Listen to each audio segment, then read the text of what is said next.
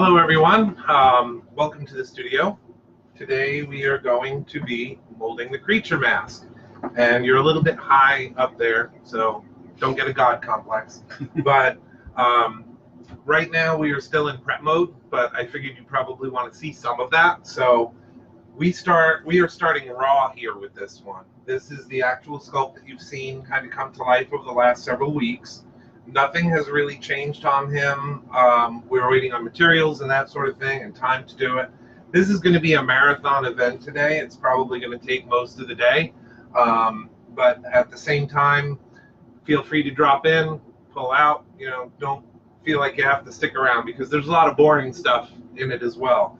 But if you want a glimpse into the behind-the-scenes stuff on making a mask like this, this is going to be it.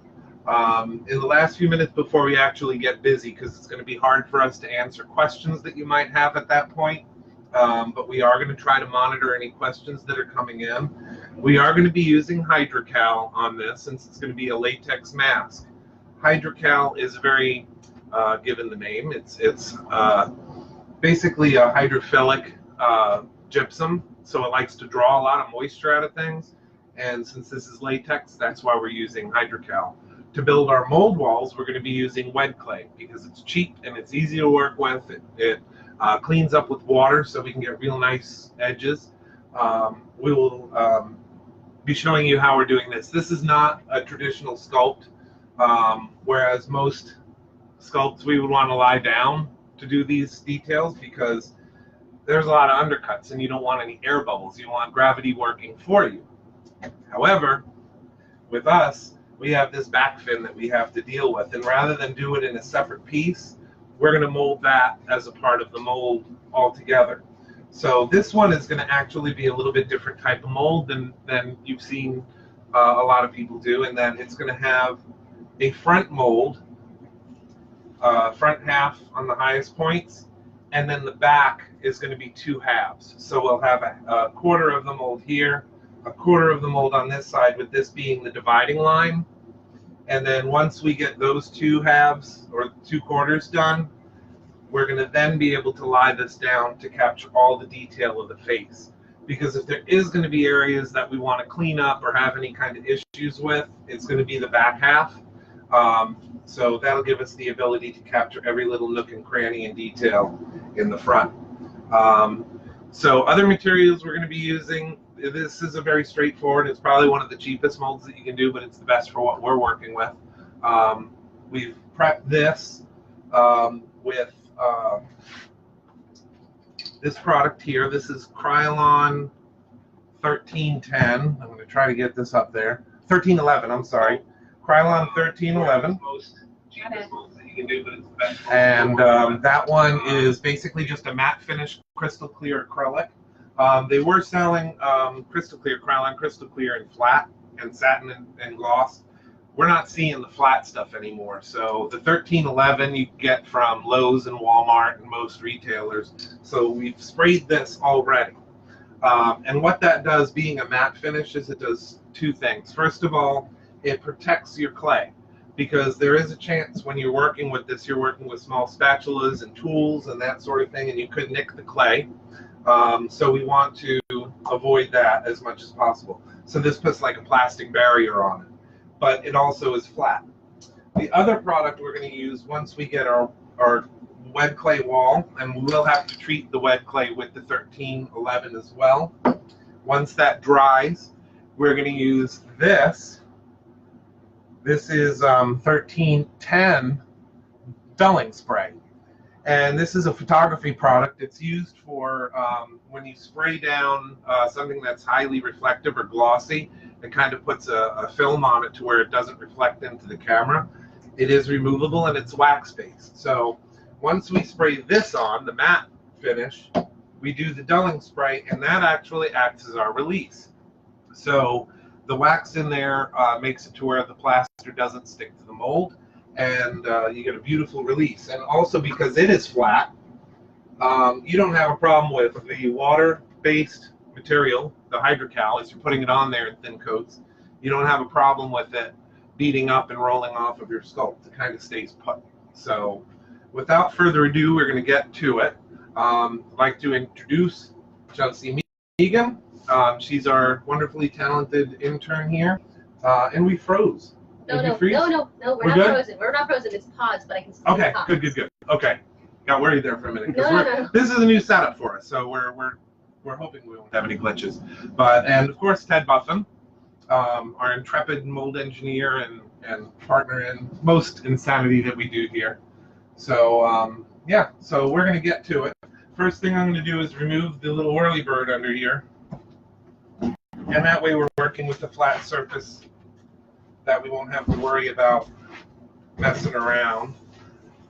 I'm going to try to set this up so you can see well, and I know it's a little bit far away. When we move on to the other sections of it, we'll try to get a little bit closer so you can see what's going on. But there is going to be some setup here in the first few minutes of it.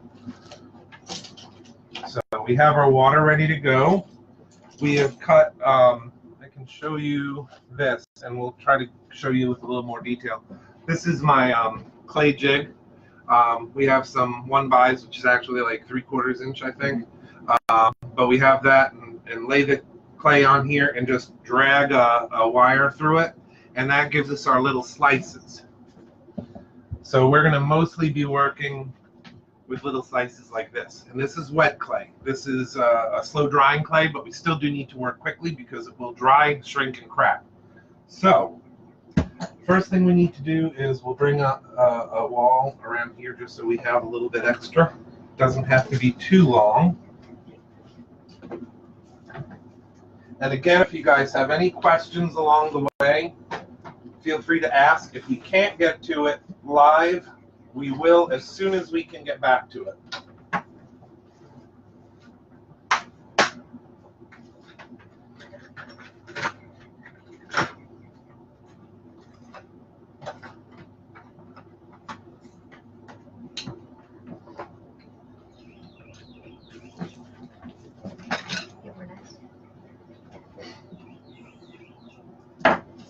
Oh, no. Nope.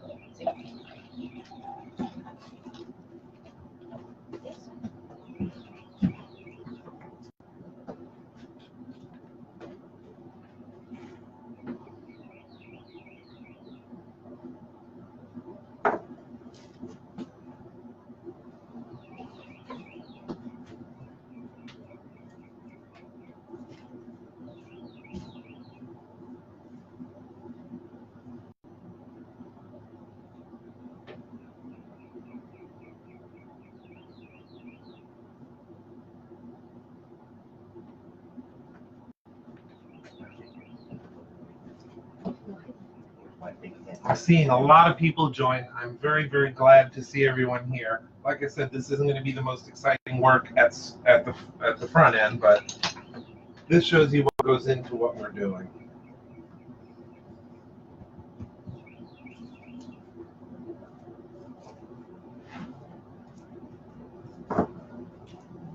What we're doing at this point is just extending our base a little bit. That's the only thing we're doing with this phase.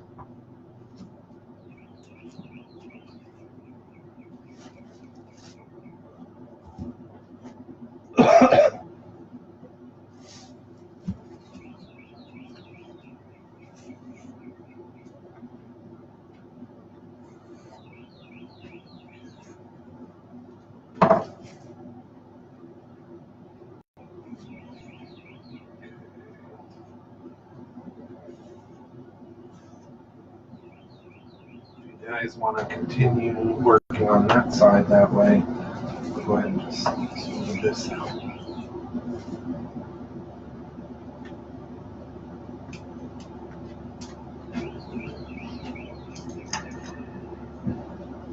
It's pretty level up here.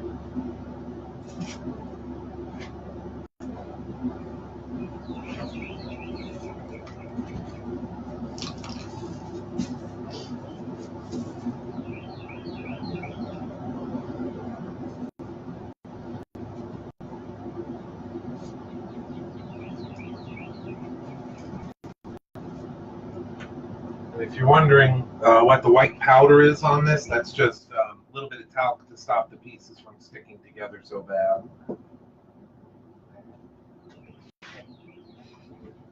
You know, we need to get something out on that. Yeah. No, we'll do that.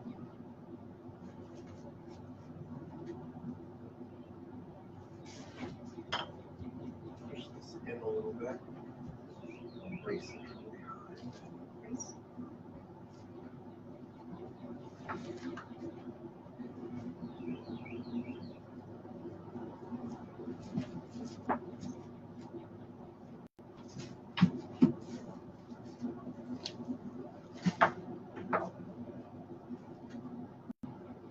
We're just reinforcing this side wall with a few wedges. This will keep this wall from collapsing in on itself. Shh. It better.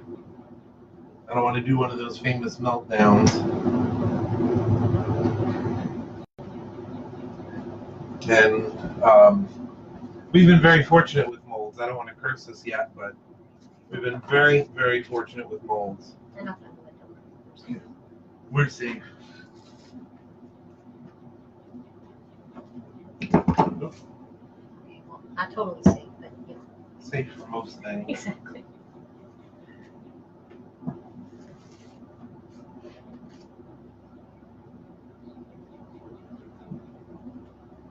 Again, for those that are joining, thank you guys for being here on a wonderful Saturday morning.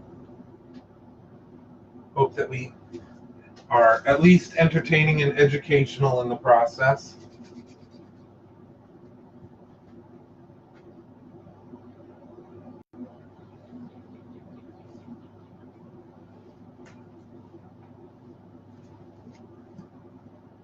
One thing you may not be able to see in full detail is mold walls, especially when they are stone like what we're making this out of. The edges become very brittle if you're not careful. So we have to make sure that the edge itself, where the mold lines come together, are pretty much at 45s to each other. If you have one that's a little more in than the other, that side can break because there's just not enough material there. So we're just going to reinforce and build this up a little bit, and always watch our angles. Keep them at right angles whenever possible.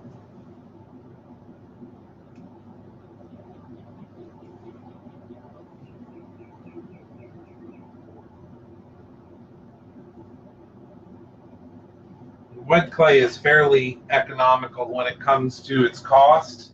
It's about what, $29 for 50 pounds of it.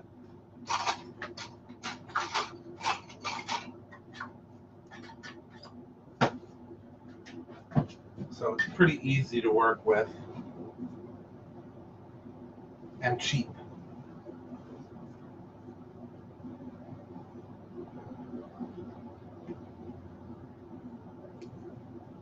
You can sculpt with it as well.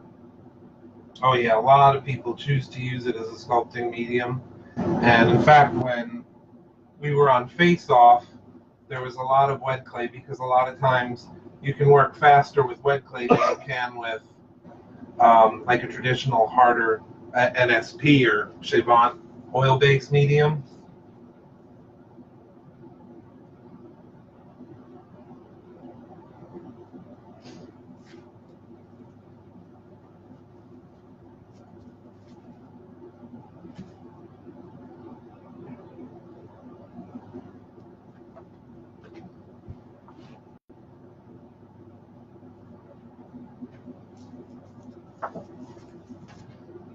Wherever possible, I try to use wood tools, because the wood tools, if it does rub up against your sculpt, you're not going to ruin your detail.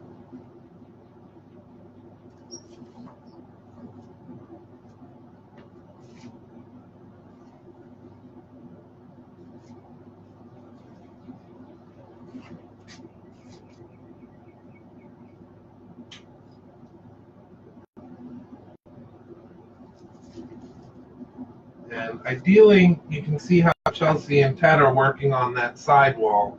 We're going to be fighting a little bit of gravity on this again because it is molded vertically, which you almost never mold something vertically like that if you can help it. But this is pretty much the only way that this one can be done because that back spine again for those that are joining.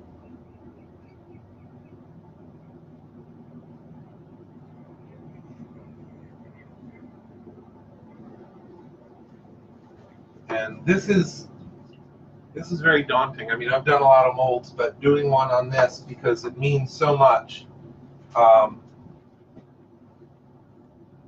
Not only is it for Give Kids the World, a benefit for Give Kids the World, but we're doing this as a celebration of the 65th anniversary. So we have some very big shoes to fill. You know, of course, Millicent Patrick's design, Chris Muller's sculpting work. So we're trying to do all these people justice. It's very iconic. Hello, Jean. Hello, Cindy.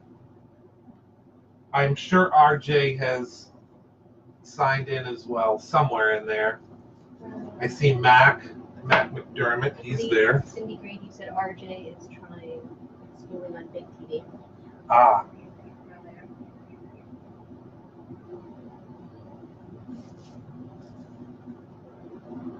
Now the good thing is, it's kind of stressful, a little bit stressful when you're working on something that has such a time constraint.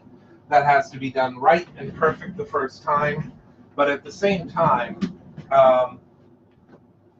you get a mold done pretty much in a day if all things work out the way they're supposed to.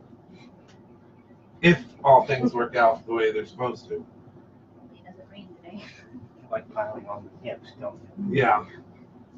Those are my catch-alls.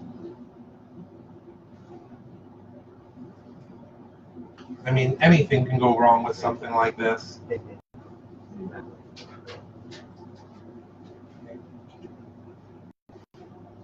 And there are a lot of videos on YouTube and different streaming sites on how to do this stuff.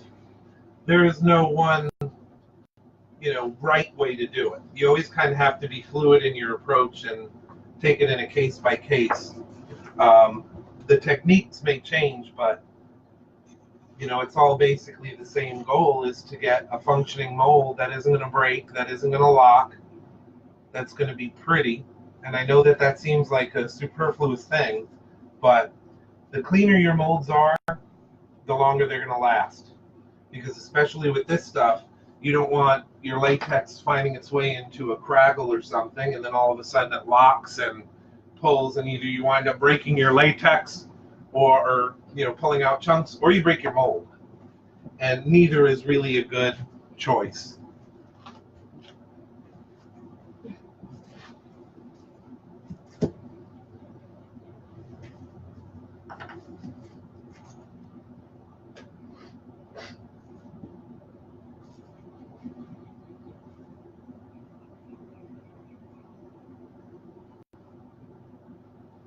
Tyler, how you doing, man? I see you there. Yes, RJ, our loving creature. I'll be sweating bullets for the day with you guys until we get this thing out of the mold.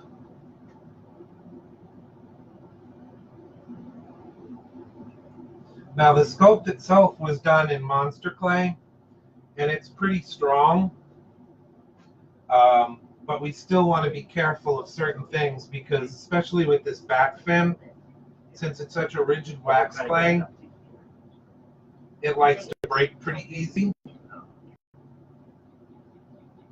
So we just have to pay close attention to that and make sure we're not going to get any breaks in here, pushing a little bit too hard.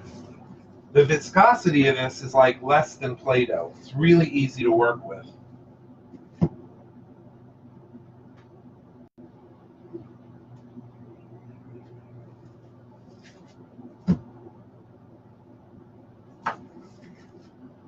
But like I said, it does dry out. If you're going to be doing any kind of long-term work with it, you have to keep it moist, spray it down with water, cover it with plastic and paper towels.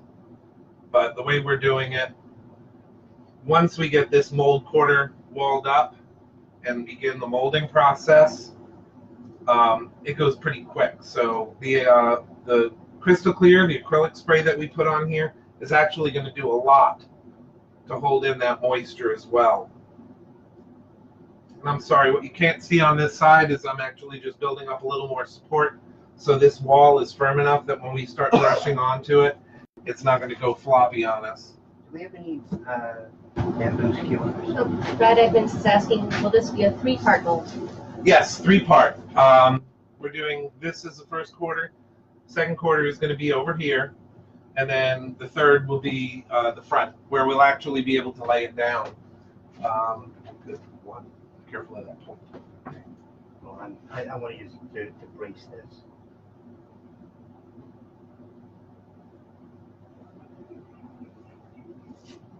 And this will be broken up probably into several parts today, because we'll have drying time and stuff like that. But you guys will be able to see every part of the process.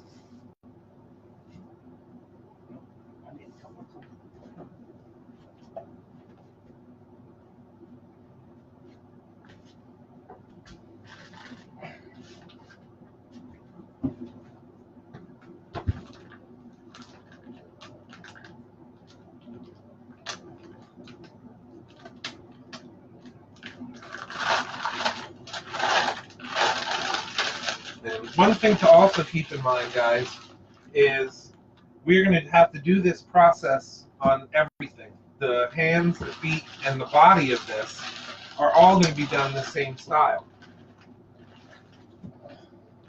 So that means once we move on to the body parts, it's going to get heavy. Just to give you guys an idea, in clay alone on the creature head, we have about 20 pounds of clay, not counting the armature and everything like that. We put 20 pounds of clay on here because latex will have an inherent shrink. So we have to account for at least a 10 to 12% shrink on the latex when it goes into the mold and starts curing.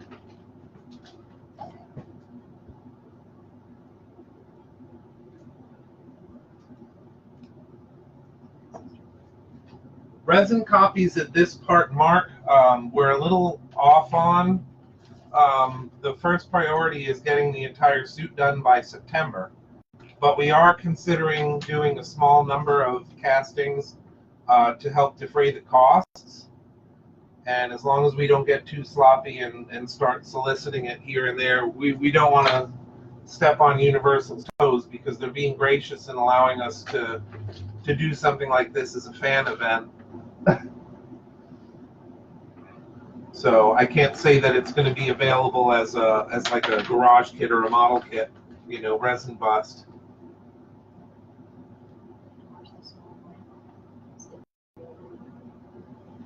We'll double check that.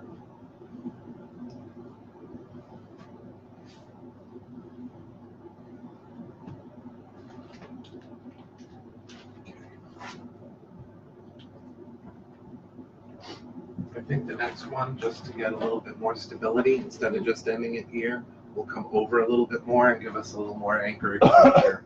That way it'll kind of curve over the top. And you see all these gaps. Right now we're just kind of roughing it in, but these gaps that are down here, those will all get filled. And then we have to use fine artist brushes and wood tools, popsicle sticks. We fill all those details and make this wall and all angles really clean, as clean as we can, before we put the keys and releases on it. Because we'll need to put in pry points as well.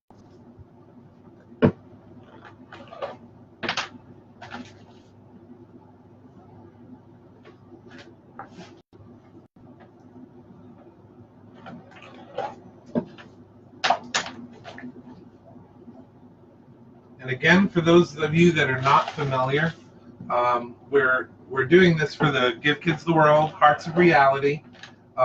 It's a benefit for them, but it's a celebration of 65 years of Creature from the Black Lagoon.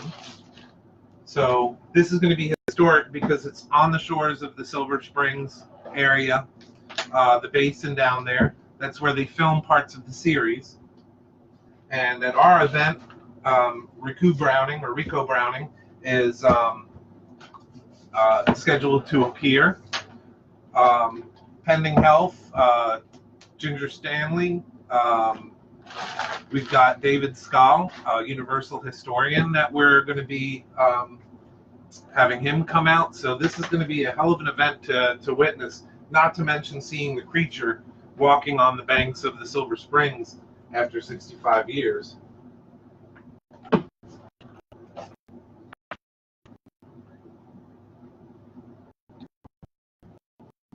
Mike Lee. Thank you, my friend. Yeah, it's coming together, finally. It's a slow process. I'm going to start stealing some of these from you.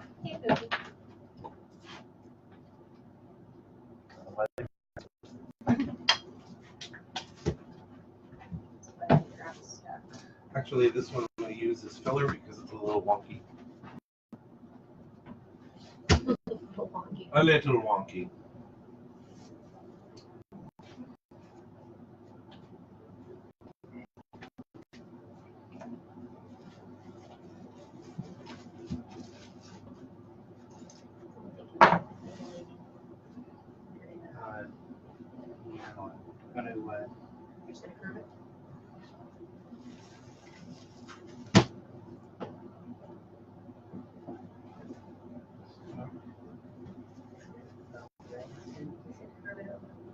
Yeah, give a little bit of inkering.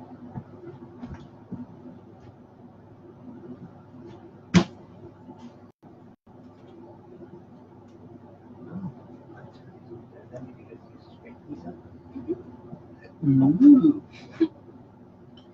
Because reasons. Gravity check. Maybe it's still on.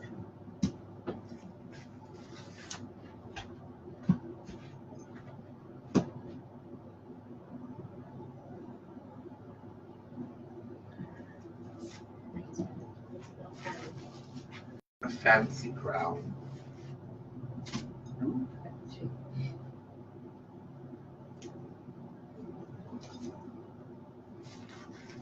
Kristen Sisson is mentioning you, Ted. Hi, Kristen. A resident walking Ted, friend to so many, and relative. Relatively. Like you have a little tiny dunce cap now.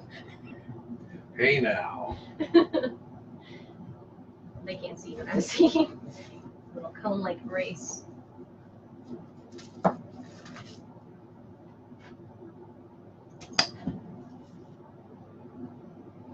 So tricky.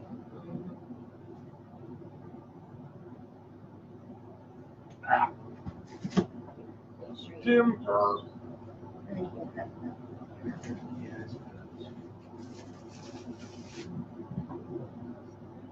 essentially the one I drew.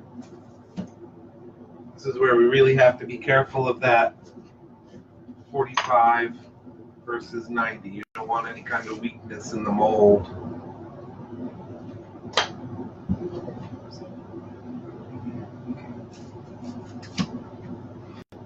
And so, hey David, how you doing, man? And this event, it depends so much on you guys. Hate to be a burden, but since this is so grassroots and this is for fans by fans, we really would appreciate you sharing this to your friends, letting them know that it's going on. For those that are local to the Silver Springs area and Ocala, you know, tell your friends about it, because a lot of people have a lot of interest in this sort of stuff because it was filmed right in our neighborhood, basically. But for those that want to attend the show, you never know who you have in your friends list that might be a closet creature fan. And, you know, mention it on your Facebook if you would. We're trying to make this a real blowout.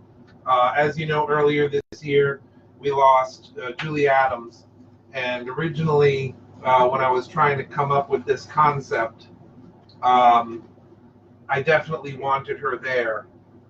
And I kind of got word that her health might not have been the best at the time. And of course, my heart sank. But we want this to be a thank you letter to the people who made this possible, the actors and whoever we can get there, to kind of show them that we appreciate their years of attention to it and make it with us. And, you know, of course, being an actor in a movie like that, you know, they probably didn't know what they were getting into, you know, when they appeared, especially if you hear the stories about Rico and Ginger Stanley. They were just basically East Coasters that picked people up at the airport. And it was like, oh, you can dive? Can you do this? Can you do that? And Ginger Stanley being a wiki-watchy mermaid and underwater model. And before you know it, these guys are making a movie that would stand the test of time. I read something that, as far as popularity goes, right behind Frankenstein, the creature from the Black Lagoon is the most recognized universal monster. And to this day, because of Millicent Patrick's great work, it stands as one of the best monster suits of all time.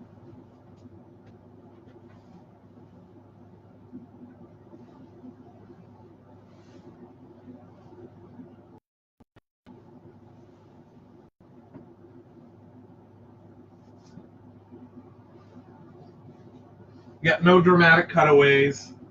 And no, I will not give wild lines, David. I never did, remember? They'll edit that in after the fact. That was the point I thought we were doing. Yes. This might be what sends me home.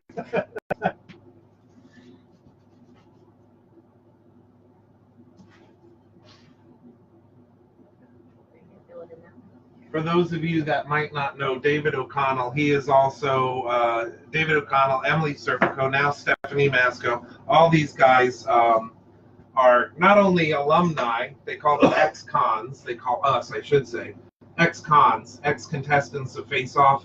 But David, Emily, and Stephanie, I don't think I'm missing anyone from our little group, but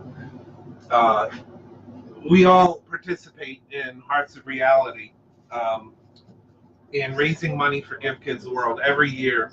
If you've ever seen David and Emily at the event, they do beautiful body paints and you know, for the VIP parties and stuff like that. It's an event that takes place on a weekend. This year it's August 10th, I believe, the weekend of August 10th.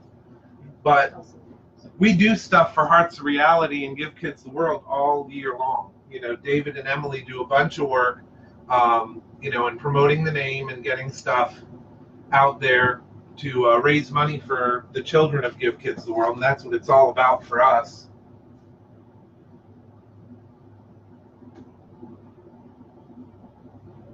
But it's a cool event. We made a lot of friends while we were there the last few years.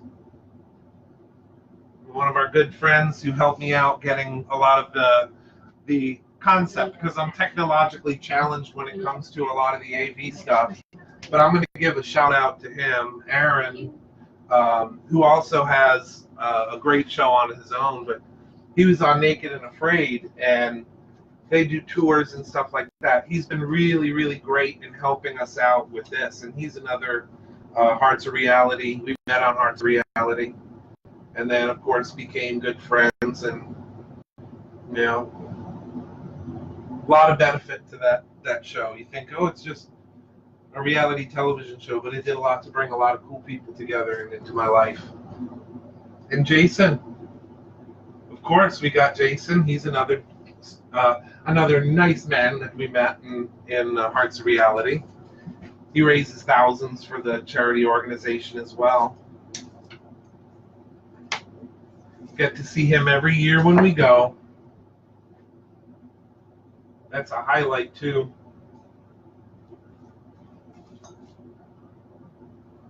I wish I could mention everyone by name because there's some cool people that support that charity.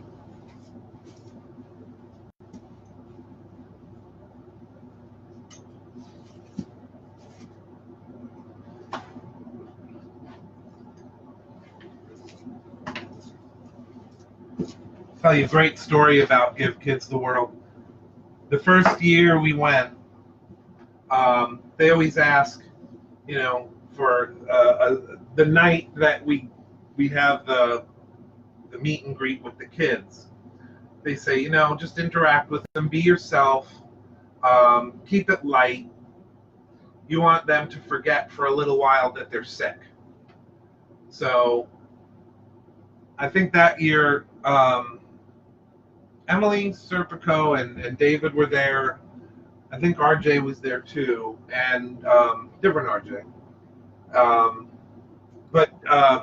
Yeah, we get there, and you try holding it together because these kids come through the door, and some of them are in wheelchairs or hooked up to fence or whatever, and they're coming in, and they forget that they're sick, and it's hard to hold it together while they're doing that, and they're having fun, and just you think about your own kids, you think about how lucky you are and everything, and after a while you just forget that they're sick, and it's like they're just everyday kids.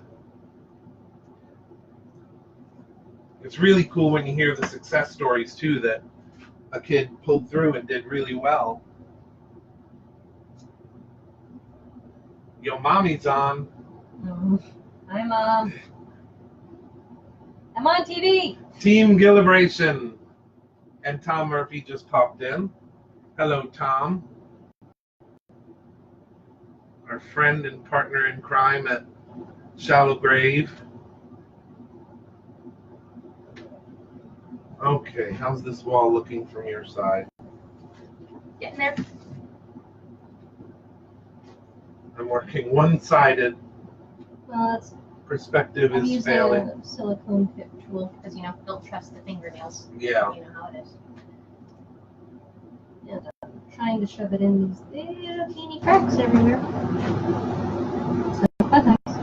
Of course.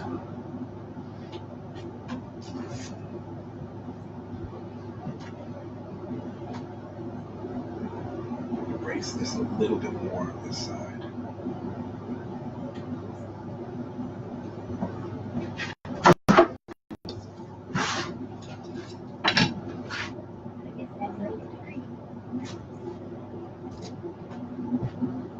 Because of this vertical wall, what I'm doing is I'm shoving some paint sticks on the side here and just kind of reinforcing it. Again, once we get the first and second coats in, the print coats on the mold, that will be strong enough to kind of hold this more vertical. But for now, I got to just beef it up a little bit, give it a little more support. Hello, Michael. Michael Canal, my cousin and another partner in the business. He jokes and says that he only lifts the heavy things, but he does a lot more on this than you would know.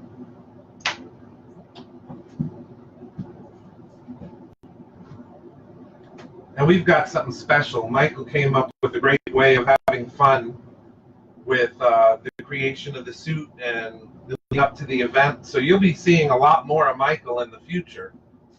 Or maybe you won't see him. That's the thing. He would be stuffy.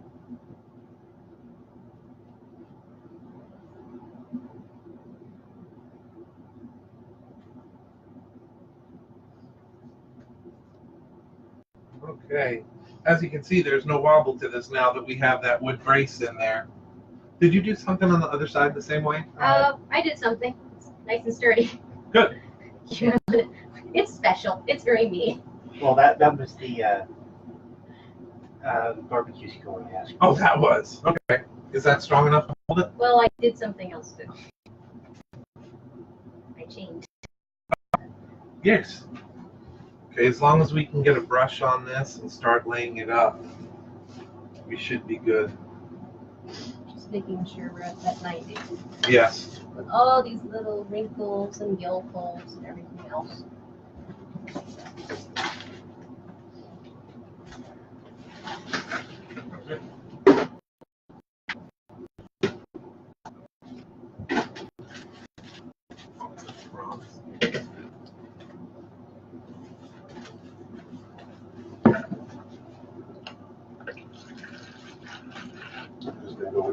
bucket since there's 3 of us working here. They're going right over a board, by the way. That's okay. We can clean it up.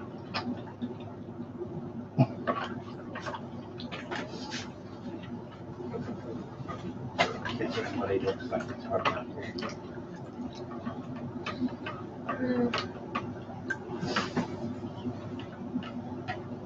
This is all part of the glamorous world of a special effects artist and sculptor. This is, you know, when you guys think that we're oh, it's so cool. No, we get dirty, play with mud, joke sometimes inappropriately. That's why I'm so quiet today. Yeah.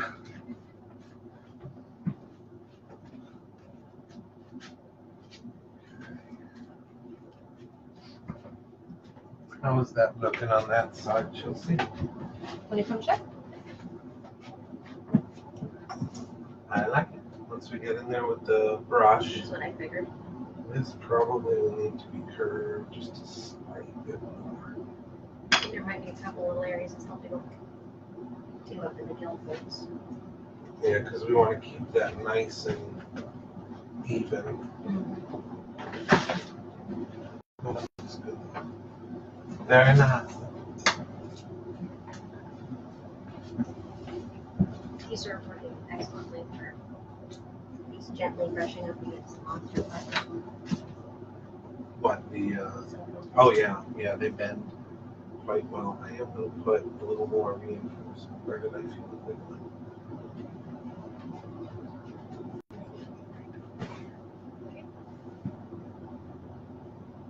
I'll keep that a little bit closer.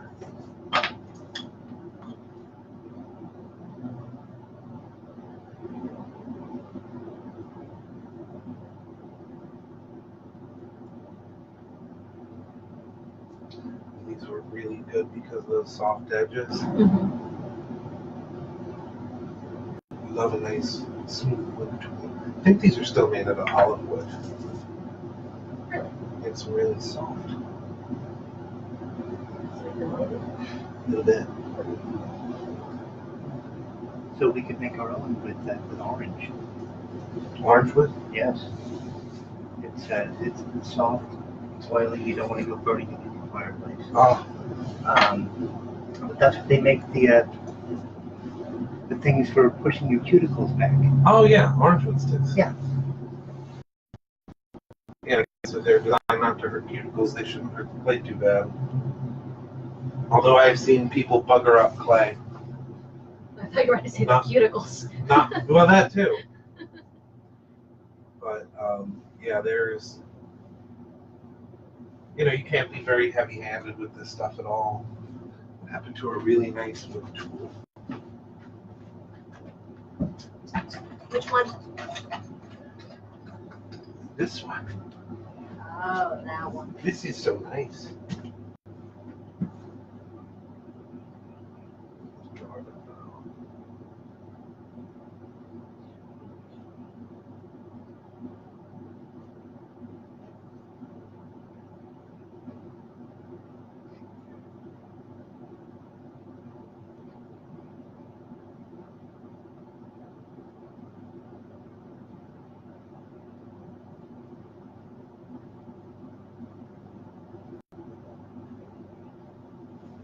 I appreciate that, Terry. Terry Reynoldsman, old friend, and yeah, I can't take full credit for it because we have a great team, not only here at the shop, but Give Kids the World, Omar El Cube, all of the help that he's giving on this. We really want it to be a fitting event for everyone involved. And we've got a lot of special stuff planned for this as well. We want to recognize the stars that are still with us, as well as those who've passed, like Julie, definitely. It's going to be a good event. If you're a fan of this stuff, you're going to want to attend just to see the people that are there to be celebrated. I sure hope Millicent is smiling. Yeah, and I can give a shout out to Mallory O'Meara as well. If you haven't heard of the lady from the Black Lagoon. You need to check that book out. It's brand new out, came out in March. Um, but it's a celebration of Millicent and her legacy and her history and what happened to her after the creature, because there was a lot of inside stuff in the promotion of the film, and with Bud Westmore heading up Universal after Jack Pierce's departure. Bud Westmore came in, and Millicent was an animator over at Disney for a while, and a great designer and artist, and a beautiful model and actress. So she came in and breathed life into this creature and gave him elements of his design that I think only she could have done. So Mallory's book, it's fantastic. I'm already, grabbing whatever time I can to read it. But so far, it is pretty riveting. It goes into her history and where she came from, and it's. I don't want to ruin any of the surprise, but it's a very cool book. I'm hoping we can get her out. Crossing fingers, because she's on a press tour for the book, obviously now. But we have been communicating with her publicist about possibly getting her out. And Mallory, if you are listening, give us a shout, because we'd love to have you out, and of course, talk about your book and host a panel or whatever. But Millicent, very unsung hero in the development of this creature.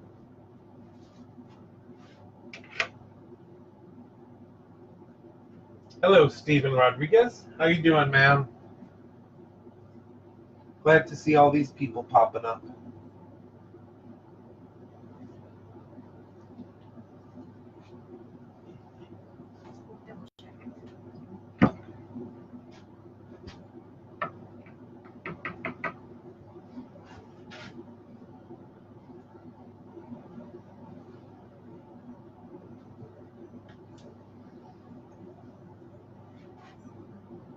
Want to stay away from those edges a little bit.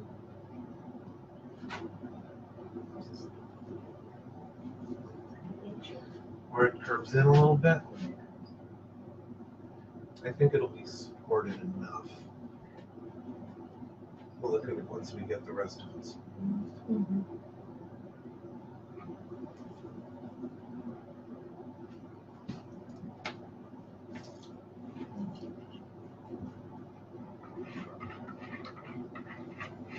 Once you get that like at 90% or so, we'll go in with the brush.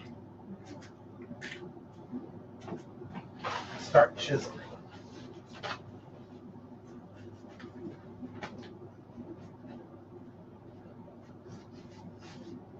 The thing that's always sad about this stuff is art, at least at this point, can be fairly destructive. You hope you will have a good piece out of the mold when you're done, but this is a stone mold, which is very rigid, and you have a clay sculpt that's very rigid, and the two don't really like to mix too well, so you often destroy the original in the process. You took it right in here? Mm-hmm. Try pushing it around. Yeah, as long as we're on the halfway point. Does it seem a little wonky? No, it's pretty firm. It's just, there's a big gap here. Is that better? Yeah. Put a little more in here, because it looks like there's a dip in there as well that you're finding.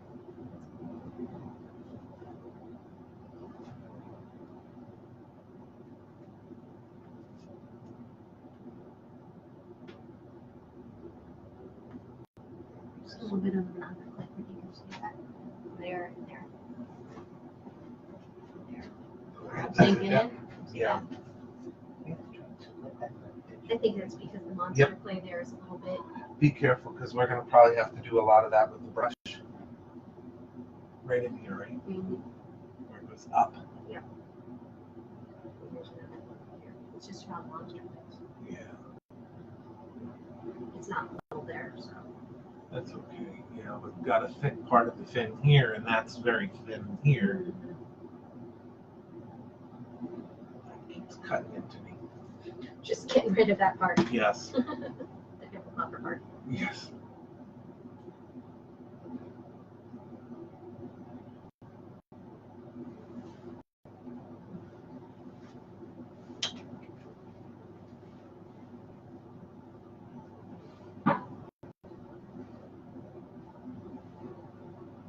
So it looks like, can we get close-ups as to the sides at this stage later. Yes. We're going to change the camera angle from time to time because we will have downtime when we're waiting for material to get dried and cured. So when we do that, we will adjust the camera, and you won't see us as much, but you'll see the detail that we're working on. In fact, when we actually move to starting our what they call a print coat, it's our first coat of Hydrocal.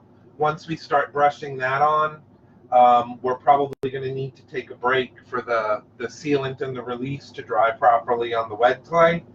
And we'll change the camera angle up a little bit so you can see a little bit more of the actual detail work. Not just the backs of people's heads. Yes. And we are working on a better system overall so you can kind of get an idea of what's going on in our top, especially as we move on to the body. So we will hopefully have multiple cameras and multiple angles. We're trying to find support from people that would want to do that because it is kind of like a class that you're doing, but it's also very expensive to set that up because it requires 2 cameras, audio equipment, all of that. So we're looking at the faster computer for sure. So we have everything that almost everything we need, but we need a faster processing computer for being able to do that.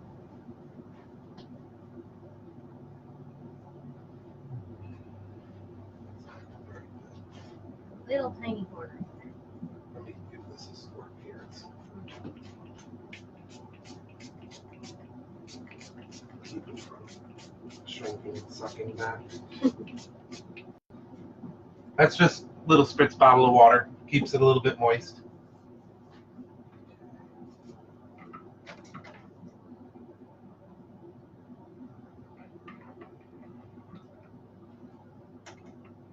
This area up here, right over your hinges. Want that blood? Yeah, we need to reinforce that. Here, want to switch places? Yeah, that would work. You guys can see the scaffolding we have on this side. It's kind of neat.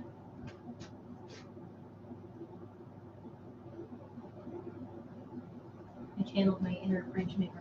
Yes.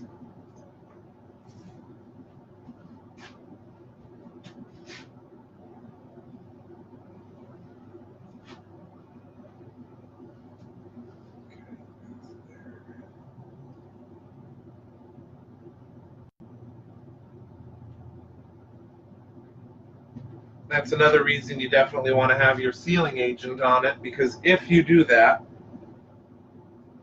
you have a much easier time cleaning up this clay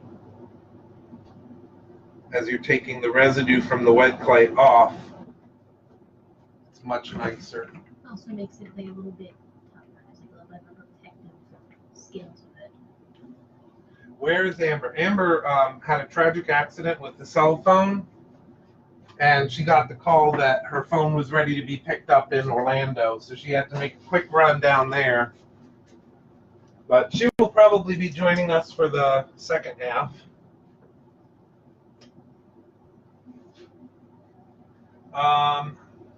Yes and no, Stephen. You're asking if we're only making one of these. We're going to have, the suit is actually going to be for the Gill-A-Bration event. We're probably going to need a couple of suits at least. But the good thing is that if anything happens, because we'll be doing promotional tours and stuff like that with the suit, if anything happens to it, we can make another. And I know it's way too early to tell now, but you guys know that Revenge of the Creature came out a year after Creature from the Black Lagoon. So this is Creature from the Black Lagoon's 65th anniversary. Next year will be the Revenge of the Creature's anniversary. So it's still very early, but if this one goes really, really well and fans dig it, we may be redoing this, what they call the Land Creature head sculpt, and doing the Revenge of the Creature mask for the anniversary of that. But this is still way, way in the future. We're just trying to get through this event. we're practically ready to brush on my side. I can only see a couple problematic areas. Here's one of the worst. Yeah, you go low enough to get to it. Where is it? Oh, still under that wing. Yeah.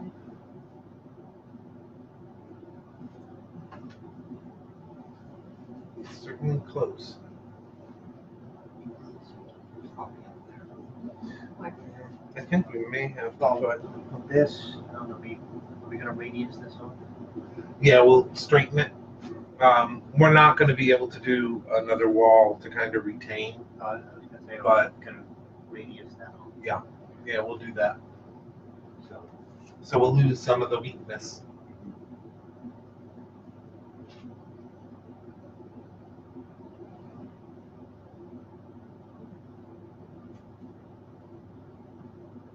Kind of have to split the difference with the wobble because it's got to follow a contour. Mm-hmm. By the time we do our brushing, it should be good. It's not really bothering me though. Where it's wobbly right there. Well, it's off of a 90. Uh, See what I mean? It's kind of going forward a little bit. mm. So if we push this back just a tad, that way we'll have a nice 90 there. I don't mind the wobble this way because we need to have that contour, but when we're doing the actual level of it, it should be almost 90. But it looks almost there. That's pretty damn close, actually.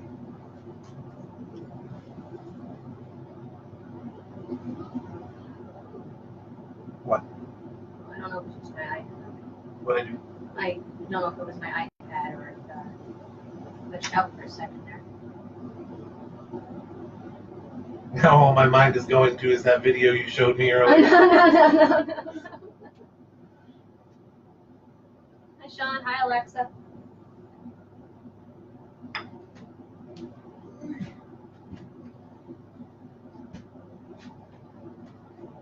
I hate to shove more clay on this, but we need more support from this side. It still wants to kind of move a little bit on us. Let's see if we can fake it. You see what I mean, right? Mm-hmm. I noticed when we were laying that it kept wanting to lay back. Yeah, Probably just fighting gravity a little bit. all that.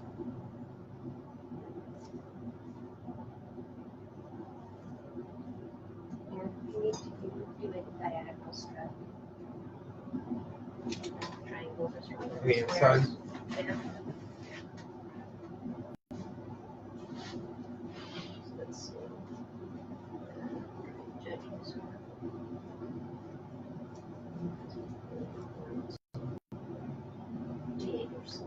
No. That would be giant Twinkie bad. Especially once we get the thin print coat.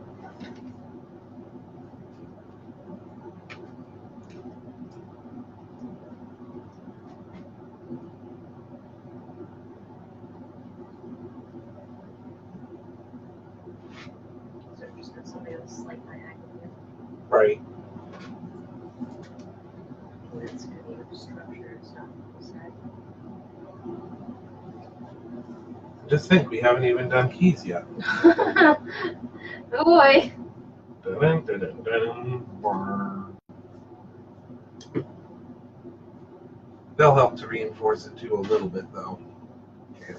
You know, if we do an outie instead of an innie, we actually do the clay like Pedro did on his video. How's this looking now? A little bit better? Much, Okay. much. That actually worked. Yay, for instance. It looks like it just slammed a dumbbell. It had a popsicle stick in the side of it. Ooh. Hey, whatever works, right? Nice Star Trek reference.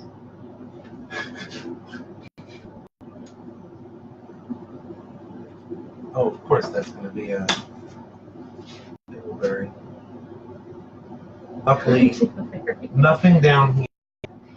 It's got to look okay, but I mean, it's not going to matter for the mask. But if we wind up doing busts, we want it to be pretty.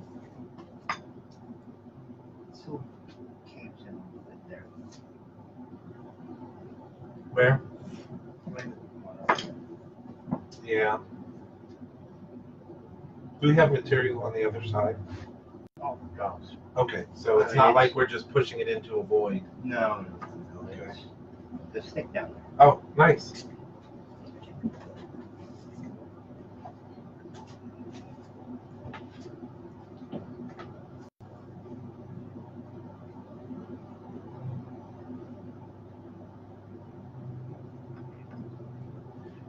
Thank you guys again for tuning in and joining us today while we make happy little creatures, or at least one.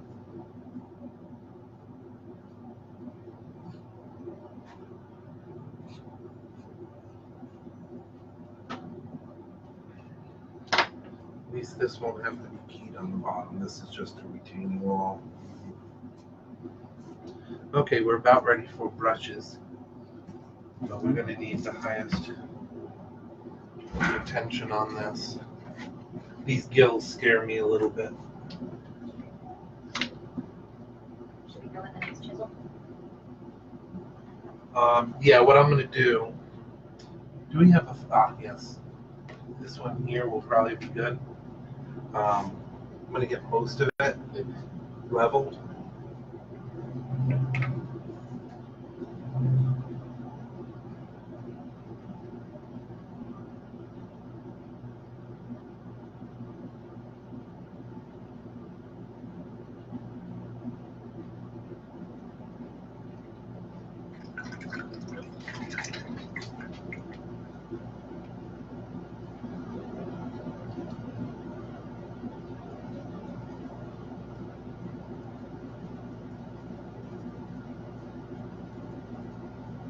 See all those gills I had to put in there. I am a glutton for punishment. For completeness, yes.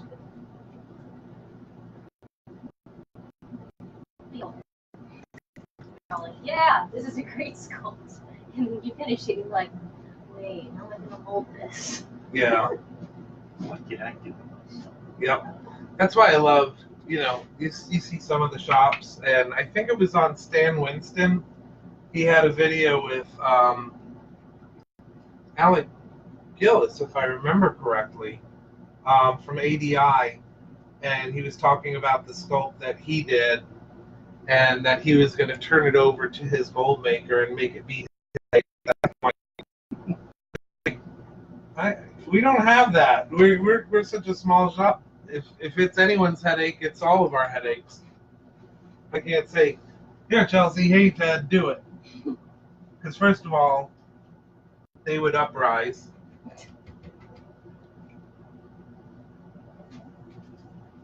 Yeah, it is taking it down quite nice, though.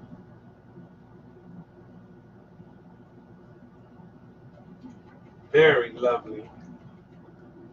Looks like we're getting a little weird. That's nice. I'm sorry if the video image isn't so clear, guys. We're still working through all that.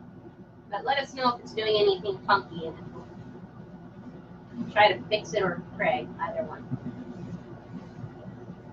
Running it off.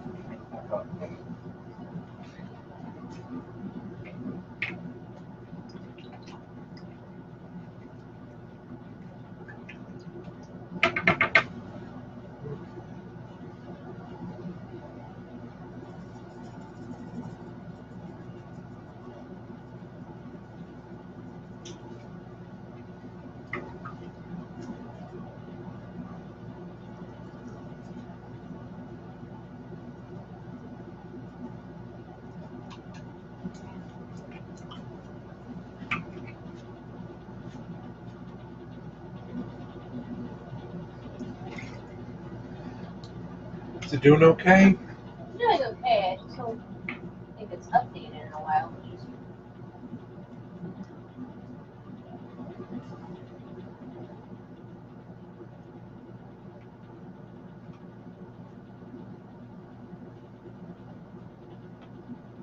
Smooth and clean is so important for these molds, because any kind of variance in that wall, if it's not really, really clean, you could lock other gypsum in the little air bubbles and stuff. So this takes a long time to do, but it's very rewarding when it works out right.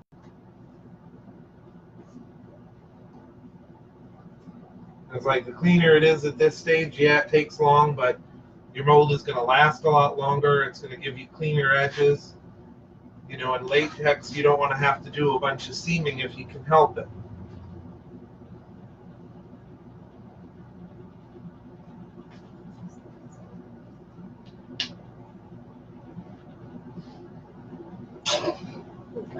Bless you.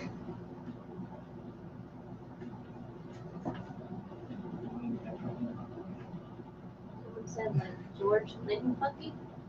George Clinton funny. You know who George Clinton is, right? You're going to have to look that up. Right. Not political. It's not political. No, not right now. We're live. Live on the air. Yes. Although that is usually our thing. Yeah. Stop in the middle of something and check facts or find images and... Oh! It's important for research. Yes. And knowing is half the battle. Oh, the eye bleach. Okay. Listen, I don't know what you're Googling, but that's not what I'm Googling.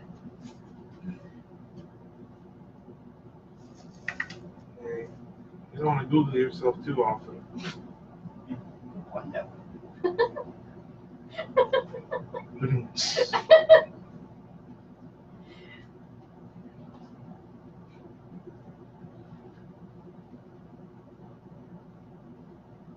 You want to jump in and play with the finer brush? We'll need to clean up this angle up here. That really needs to be chiseled beautifully.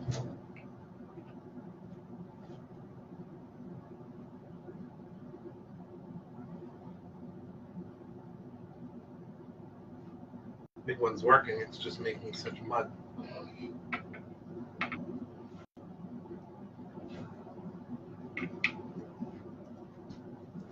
Tom said my humor is wasted.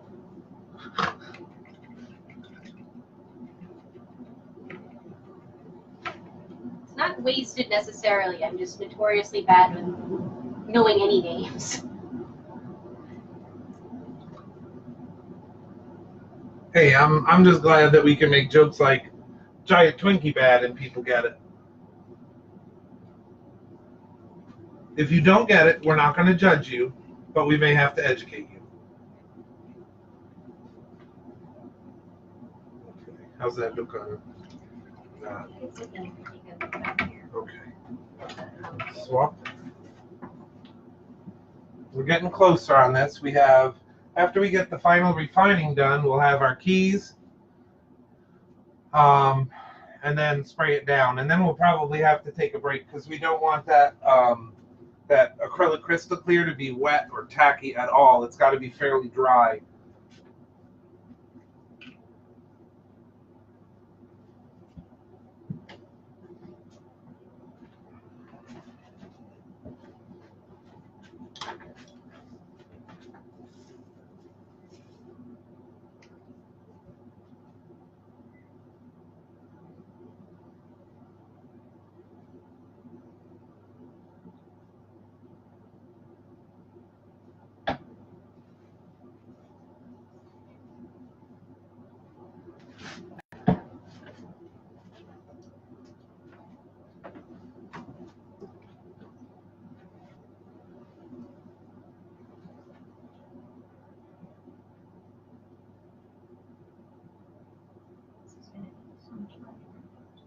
Oh yeah, fighting gravity.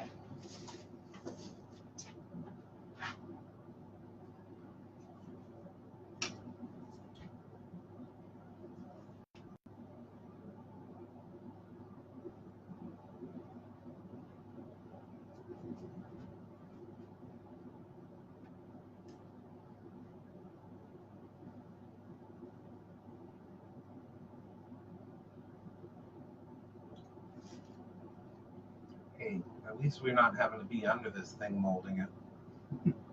Michelangelo? Yeah. I can't remember what project it was. It was one of the larger ones that I did. But I was literally under the thing with material dropping on my face. That was fun. It doesn't sound fun. Dripping, and it's like, at one point, I actually took Vaseline, rubbed it through my hair, all over my face, all over my arm hairs, because I'm like, it's gonna fall. I'm just gonna go with it. Tell me it wasn't like fiberglass. No. Okay. It was plaster. Okay, well that's better. Yeah. Still don't want it in your eye. No. Luckily, I had glasses. I had windshields. Your safety squints. Yes. That's when you don't have anything. You just do this to protect yourself. Yes.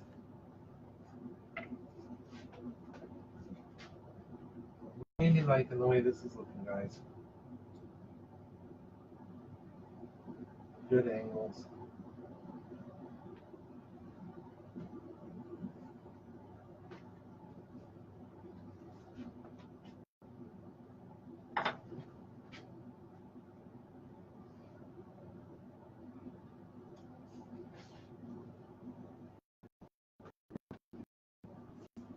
Right, paper towels are. Yes. That's what shop clothes are for. I'll think about my. I'll go get some. I'll be right back. Okay.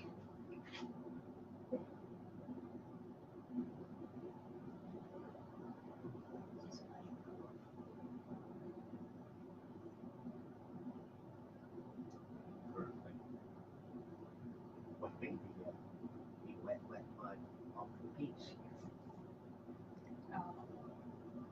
Careful, my hands are the clothes.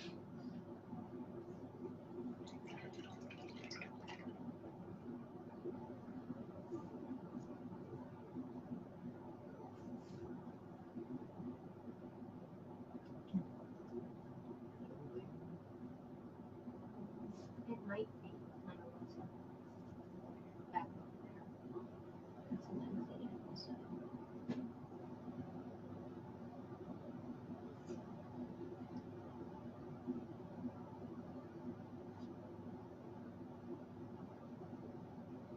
Carl, we're going with Hydrocal for molding. Just saw your comment. I figured because I'm Don't make So- me laugh when I'm carefully writing.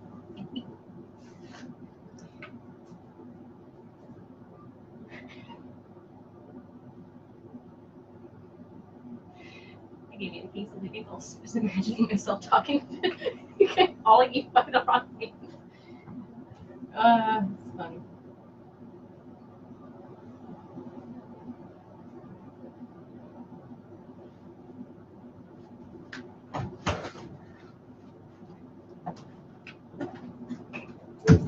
Welcome, Carl.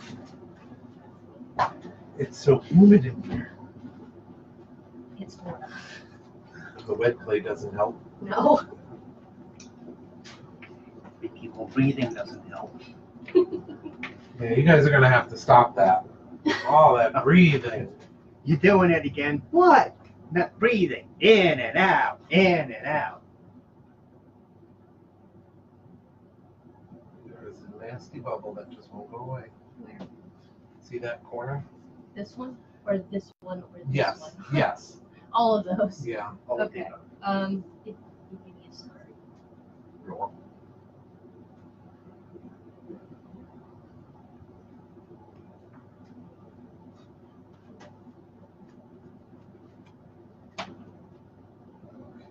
Okay.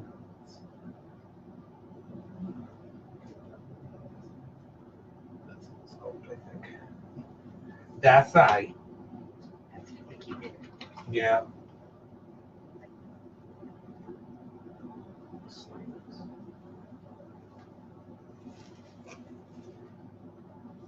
Only making sweat. Just real quick. Some of these little bubbles because too much clay and then it just sort of does the opposite of what it just pushes it in.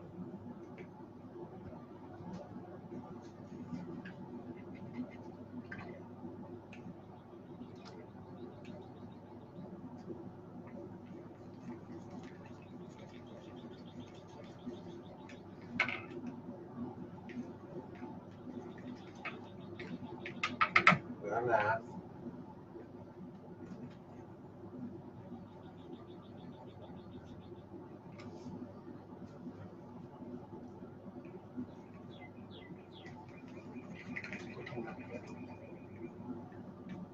Not bad. We'll just have to chisel it a little more and make less wobble to it. That's it.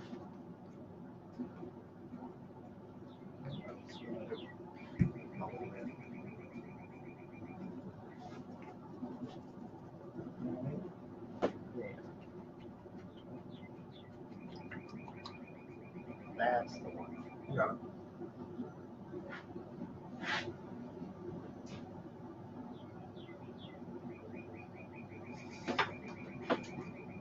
Our alarm bird is having fun. Yeah, I see that or hear that.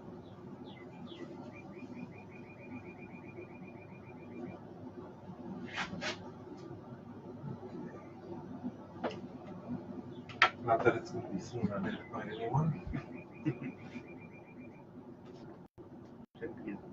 We have to use that as a key for the upper back spine.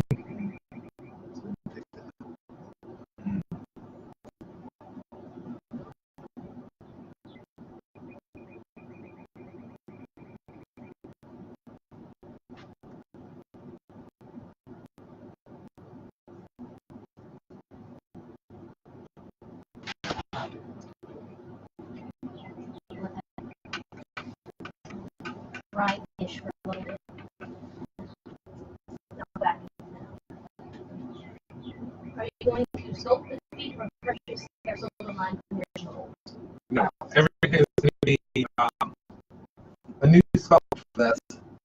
The feet that you can buy online are just the feet, and he actually had boots. They went up to the calf. So even the ones that are from the original mold, I'm not sure that they're either from the original mold or adopter.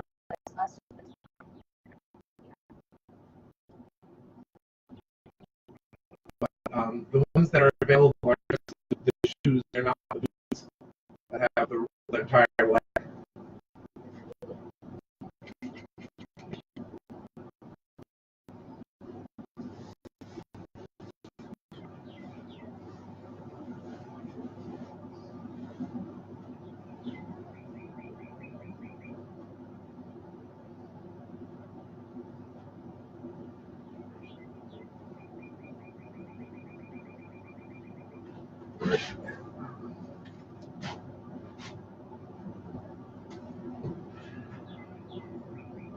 Video okay for everyone else?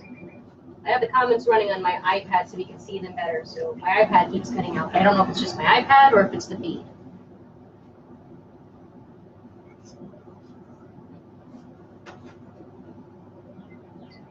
This is all kinds of rocky.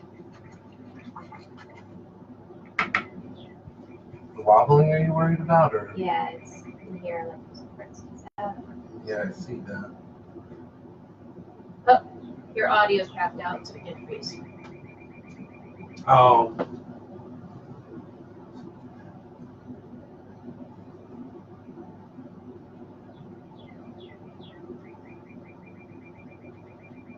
We might just be quiet too. We're trying to fight this edge here. I don't think you heard you reply that. Oh, with the feet? Mm-hmm. Yeah, with the feet. Can you hear me okay now? The feet that are commercially available or that you find online from the original molds, I'm not sure of their provenance because the original ones were actually boots. They went up to the calf, middle of the shin bone area. So that might be a little bit different. I don't know if it was done. Maybe I heard some rumors back in the day that it might have been for the wax figure that was made. That could be. But the boots definitely went up higher. We're starting to get rubbery down here. Okay. Do we need to squirt it? So, starting to go.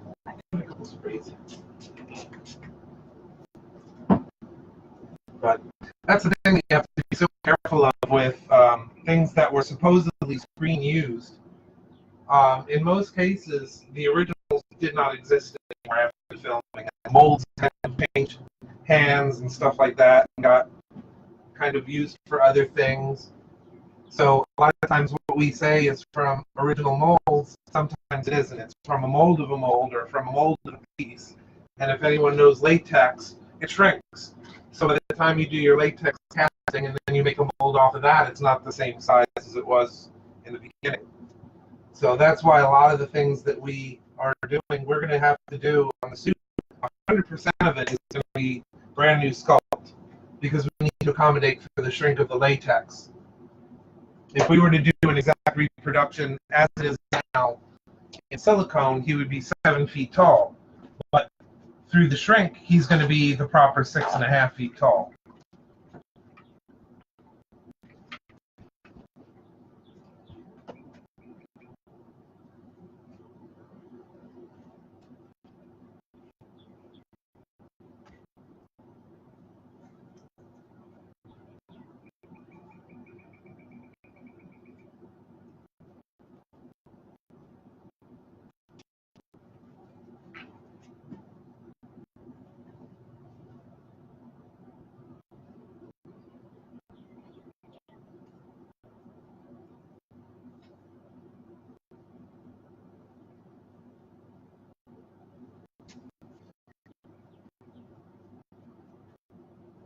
I think our water is getting very murky. I think I'm putting more clay back on than I'm taking off.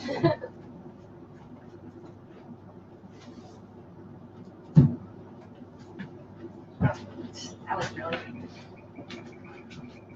Nice. absent-mindedly scratch my nose with the end of the slurry brush. Don't do that. Hey, it's not toxic. I can't guarantee the mold level in it, though. Inoculated against everything. Like the mold in the mold. Mold in the It's mold. a bit recursive, isn't it? Yes. And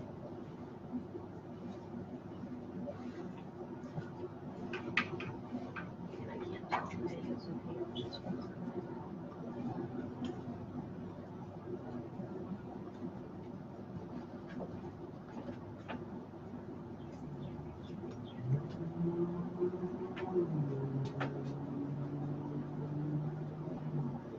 I'm hoping everyone can still hear us and see us. Our video on the iPad keeps freezing up on us, so I can't respond to questions as easily, but hopefully y'all are able to see what we're doing.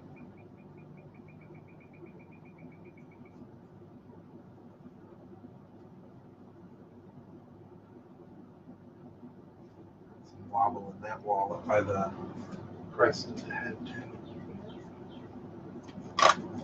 But very, very top. We're almost there.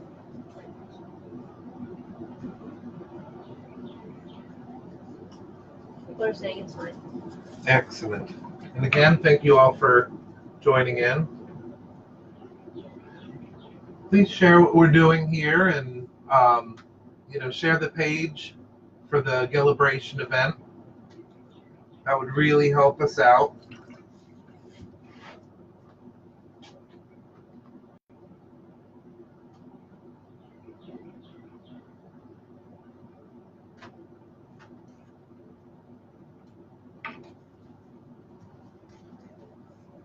It's like so many people don't even know that the Springs is still a thing, that it exists.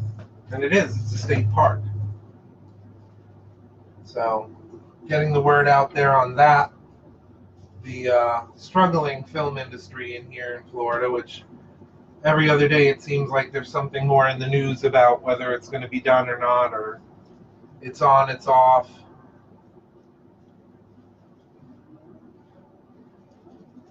Undercut nightmare. Someone's asking. Much.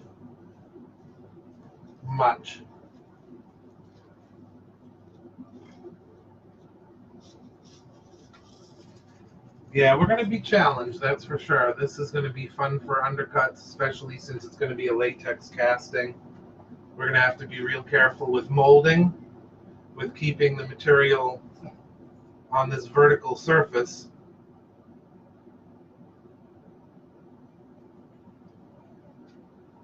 But at the end of the day, this was pretty much the only thing I could come up with as far as a good enough way of doing it. You're always going to have some cleanup that has to be done. You expect it in what we do. Like I said, it's very destructive. It's a destructive medium when it comes to that. But you can only do the best you can do. There comes a point where you're so fixated on minutia that you're just not getting stuff done. And sometimes you do have to just say, this is the best way of doing this particular project. We'll do the best we can. And then you have the time factor.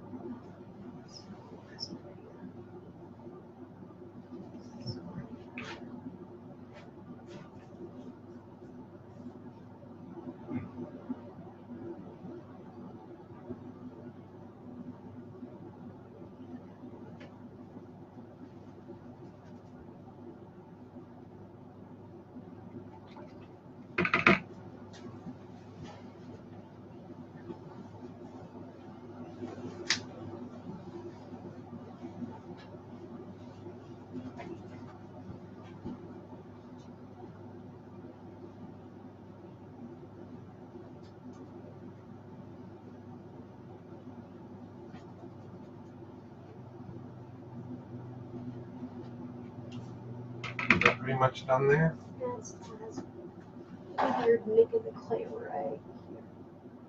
Underneath. Yeah.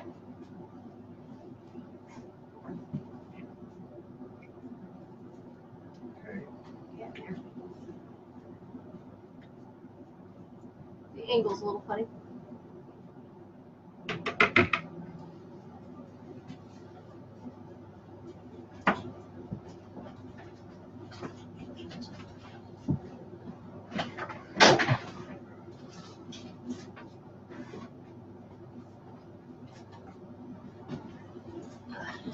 Should I take some slip to it? Or just leave it? Leave it at this point. I think it'll be okay. Okay, we're going to do a quick cleanup of just the clay. And we'll need to, looking at how braced it is and it doesn't seem to be wobbling, we could do this as a negative key rather than adding more weight to that vertical wall. And I don't think, because of the contour and the fact we're going to have 3 halves, I don't think it's going to be too big of a deal. We'll just add it in for the next wall. What? Say we're just adding it in for the next wall. The key? No, we'll just do a little trench key. That should be good. There's still a lot of clay down here, though. We gotta get out.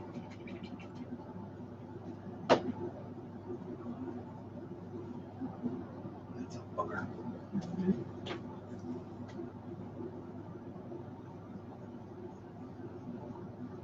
You know, on the depths of the texture there.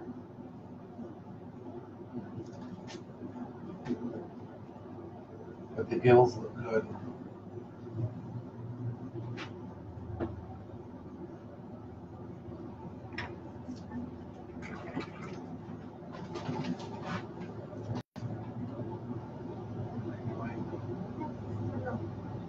Just double checking.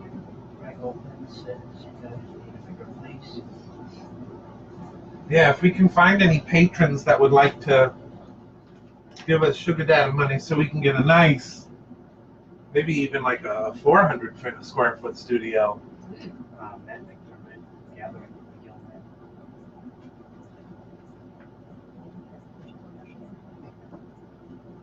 we gotta fill that pool.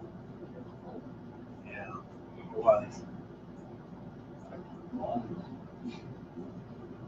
Persistent. Pernicious condition. We still have our big stuff in here. Right here.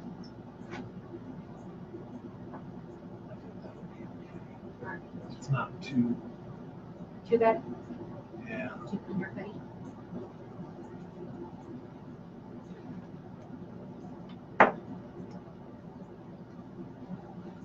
know it seems like this is so ridiculous to worry about that detail that's going to be under there. But It's still there, right? yeah, You don't need a big latex bubble. right. If it's something that we have to cut off, that's not a good thing. Take a look.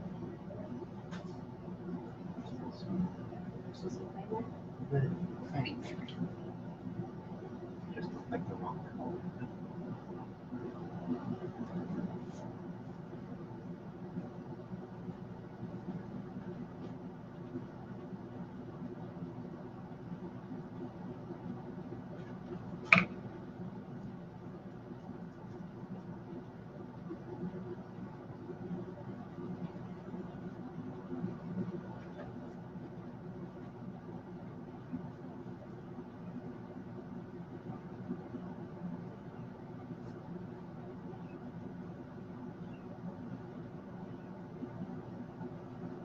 Right.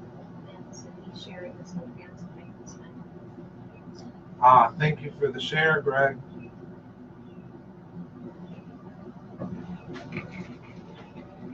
Definitely appreciate it, man.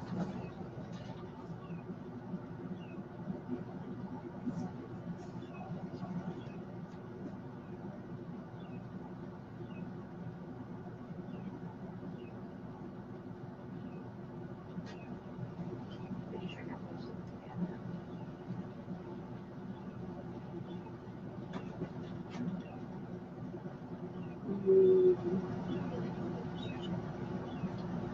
Underwear?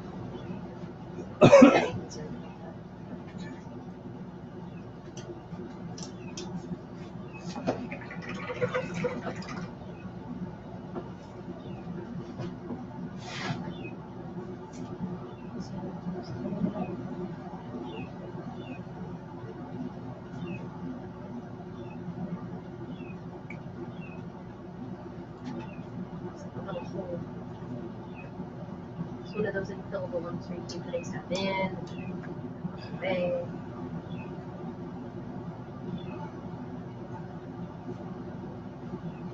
Yeah, it's definitely in a challenging place. That we may have to fix it. I hate doing that, but I think you mostly got it.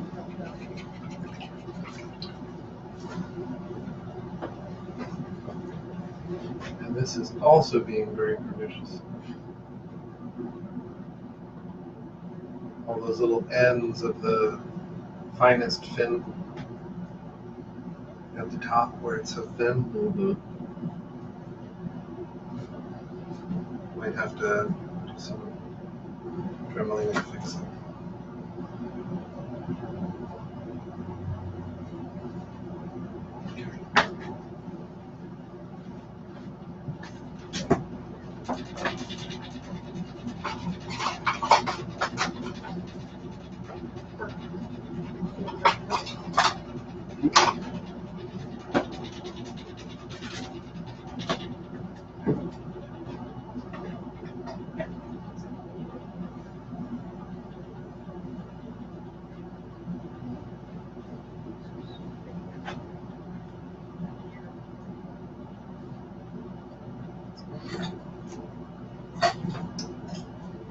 It's like a hole right there.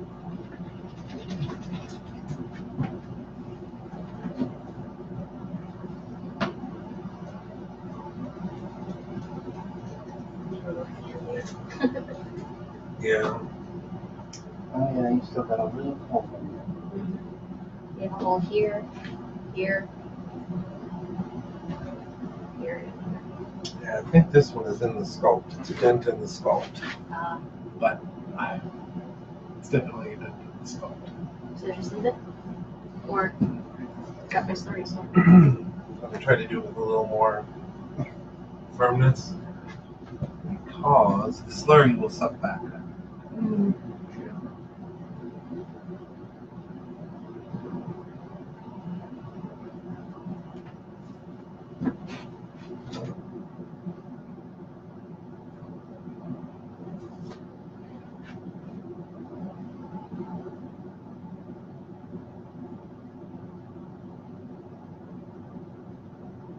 feel it catching in the clay and the Yeah. sculpt. It is. Ping.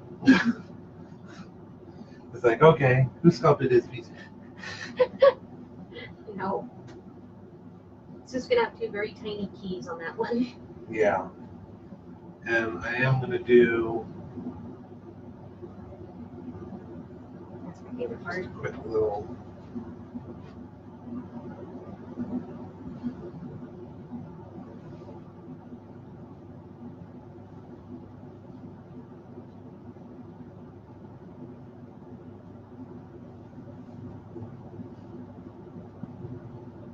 I gotta lie though. Probably gonna have to rely more strongly on these keys Mhm. than this key. Because if we key both sides, we run the potential of it locking as we try to pull it out. So we can't go too deep and we can't do too many. Since you do a negative key, Yeah. take that piece and I don't think we'll need it because even with this, it's rather large. And we're still going to strap this son of a gun together.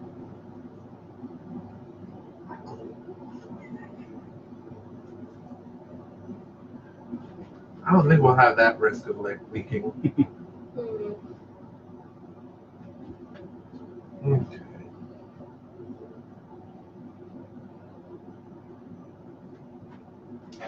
So pretty. Mhm.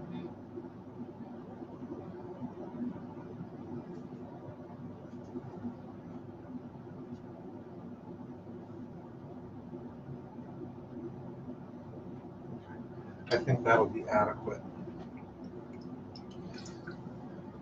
some tools that can get you some light smoothing. Take a look at it again.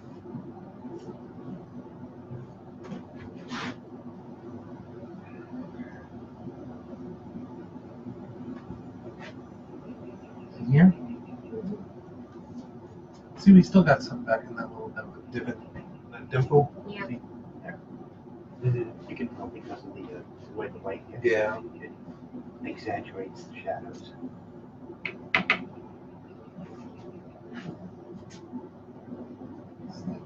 Divot in there. That's fine. It was catchy. Mm-hmm.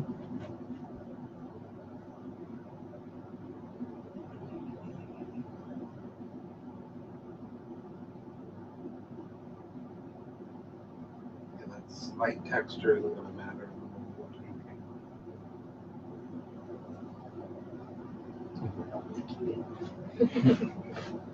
Friction. Mm. Yeah. Is that? Yeah, I think we can swing out with this piece once it's unstrapped. We'll swing out. Now. These are going to want your 5 points here.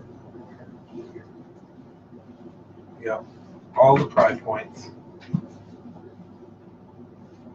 Luckily, we don't have to worry about that until the next quarter.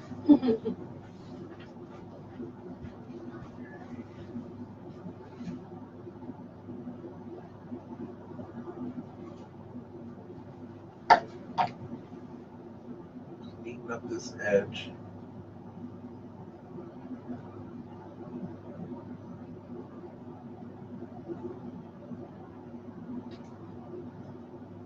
Of course, now that wood is going to be right in our way. That's okay.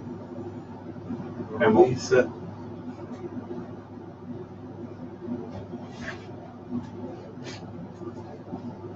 David Swanson said, I just shared the link on the Shallow Grave Twitter. Oh, thank you, David. More alumni from my favorite place on earth, Shallow Grave.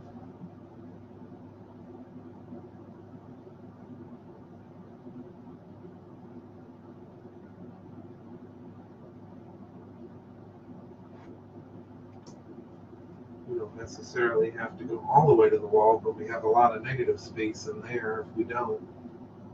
You know? I don't want to waste a lot of material on this. because we are looking at very heavy mold otherwise. Tom Murphy said might need an air vent at the tip of the lower fin so that the latex will help. Yeah, down here. That's a good point, because we are looking at inverting this to fill and then draining. It's likely going to get a big fat puddle in there, but then because of the thickness of the material, it could actually form an air bubble. So we're going to really have to be careful.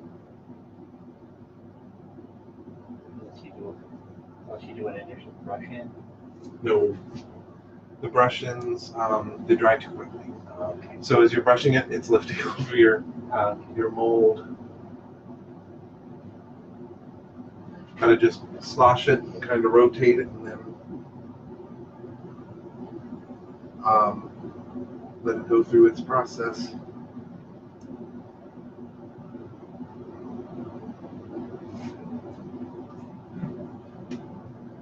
And depending on the viscosity of the casting resin or the casting latex, could be peaches, could be dog food. The last time we got a very good batch, though. It was very smooth and creamy for the root hole.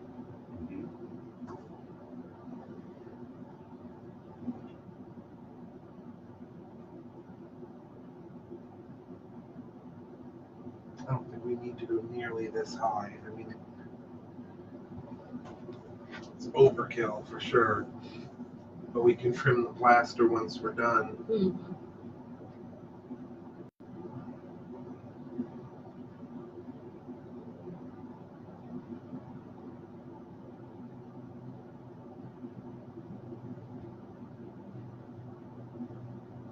Sticky.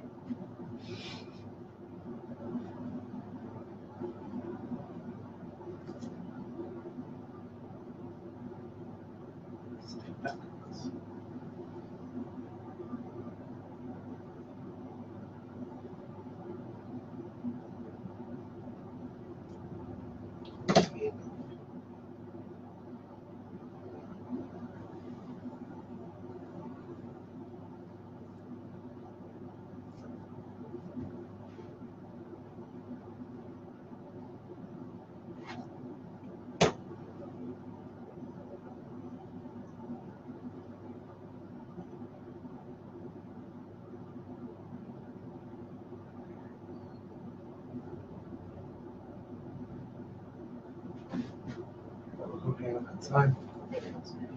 Okay.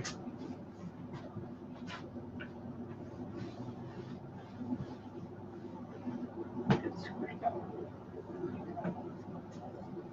Pancaked out. Lovely. Okay. Time for the crystal clear. Yep, we gotta. Okay, so you guys know, we're pretty much done with the walling of the piece now. So we actually have to wait for it to go through what they call a leathery phase.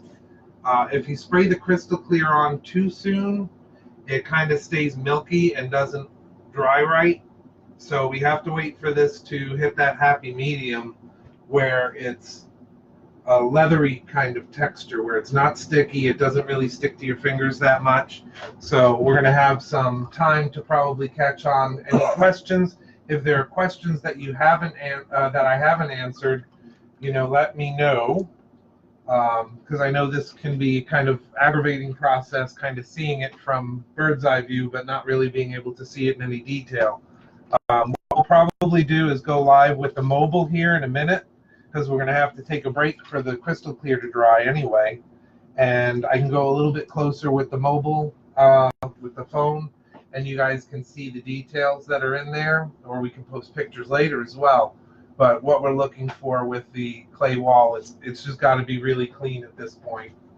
If it's not, you're going to have all sorts of problems getting it demolded. But anyone got any other questions?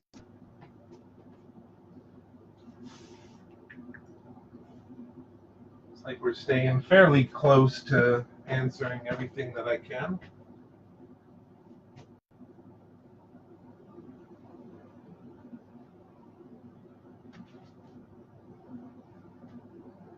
It's like looking into an infinity mirror. 5 seconds behind.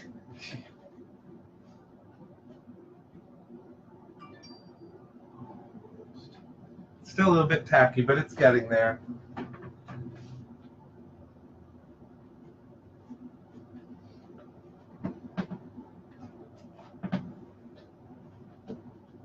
We also want to make sure that any kind of moisture that's on the wax itself is cleaned up, because we don't want that actually inhibiting the cure of the crystal clear that we put on there, or the 1311.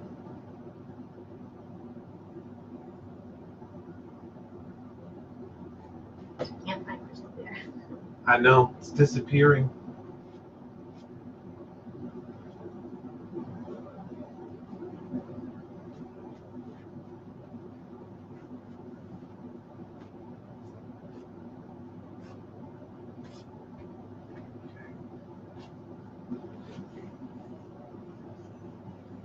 The cool thing is once we spray that crystal clear on it, it kind of takes that gray stuff and makes it go away.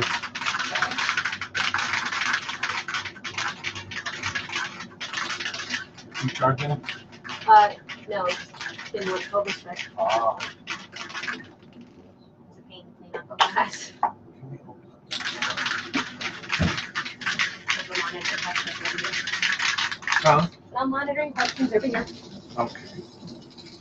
So we're going in with the matte finish 1311. This is just going to seal off all of the wet clay, because obviously if we went over that with the plaster, it would lock, and that would not be good.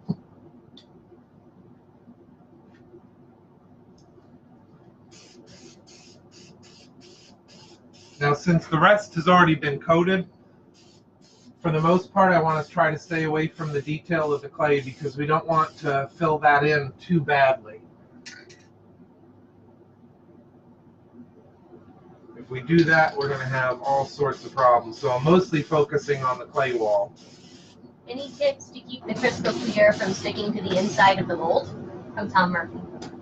Yes, that would be the 1310 dulling spray.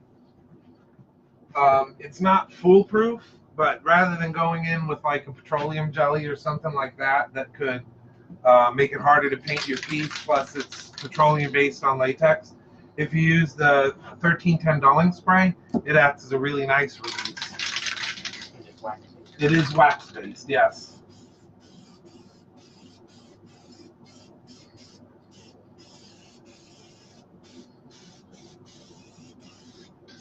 And when I apply, I'm going right up to the edge of the clay and the sculpt, the wet clay and the sculpt.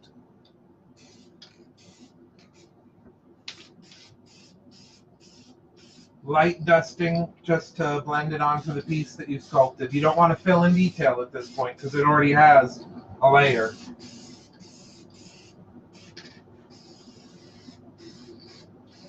And just so Greg's asking, do you have to use a mold release? Yes. Again, that's other than, well, let me preface that. Other than the 1310 dulling spray, I only use Vaseline on the mold edges. But in a pinch, we've just used the 1310 and not had any problem with release. So, you know, it is a wax-based release, so it's very good. It can actually be wiped off of whatever you spray it on. But for me, the 1310 is the best. So I guess we're going to have maybe, 10 minutes for this to dry. We'll probably have to do one more coat of the 1311, and then we're going to hit the whole thing with the 1310 dulling spray, but that's just spraying. Nothing really big to see. So what I think we'll do is take a short break unless we have any other last-minute questions. And then we'll come back and we'll do that. But all we're going to do is hit it once this dries and mats out. We're going to hit it with one more coat of the 1311. Once that dries, we're going to do 2 pretty good coats of the 1310 dulling spray.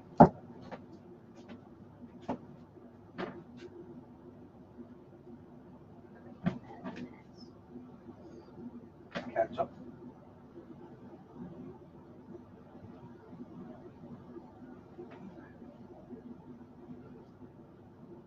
Yeah, the silicone-based mold release you used. Yeah, I mean, with that, depending on if you had a silicone mold or a plaster mold or urethane mold, you can use different things for your mold release. Some candle wax is more like plastic. You know, it's more plasticized than normal wax, but it's a preference thing. I mean, a few weeks ago I did that post, you know, what mold release do you guys use for this application? And how many different mold releases did we get? So many. There was everything from a soap mold release that I used to the petroleum jelly to wax to everything. Johnson soap. Everyone has a different idea what they want to use. And it's what you were basically taught in the beginning. Depends on what you're casting. Yes, always what you're casting. Okay. Let's not use universal mold release with flex foam at 3. No. Does not work. Yeah, universal mold release, if you guys are familiar with Reynolds or smooth-on materials, universal is not universal. It doesn't get used on everything and work well. You know, there are other materials that are specifically designed for things. It'll work in most situations, but anything can kind of bugger up if you're not careful.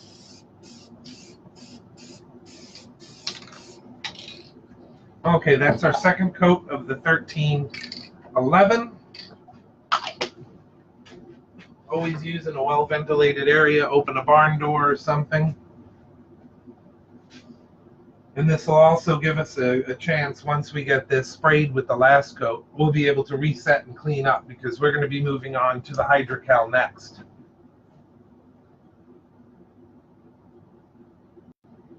Hey, Tim Proctor.